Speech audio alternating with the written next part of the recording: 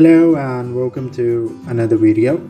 Between 2023 and 2028, dry bulk shipping revenue is expected to grow by $3.64 billion at an annual compound rate of 4.09%. As the market expands, there's a significant potential for dry bulk shipping companies. And what better company is there than the largest dry bulk company in the US? And I found that surprisingly, this company is undervalued by 50%. I'm talking about Star Bulk Carriers, which is truly an undervalued gem and has 20% upside potential.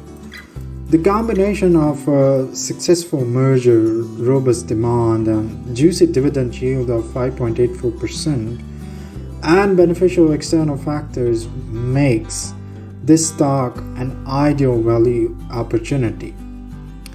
So when we look at the news, recently a merger between Eagle Bulk Shipping and Star Bulk was completed, resulting in $2.1 billion all-stock deal. In this way, Star Bulk became the largest dry bulk company in the US.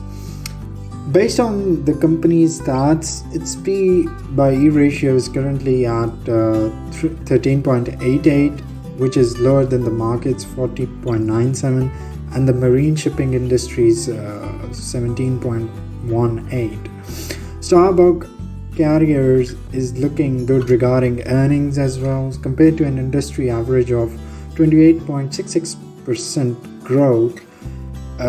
It is forecasted that the company is expected to grow 100.85 annually. Also, what I think, like geopolitical unrest such as the recent Middle East crisis boosts demand for shipping miles, resulting in profits for shipping businesses, and Star Bulk will be at the forefront of this. So I hope you liked this video, and if you do have any questions, do let me know in the comments below.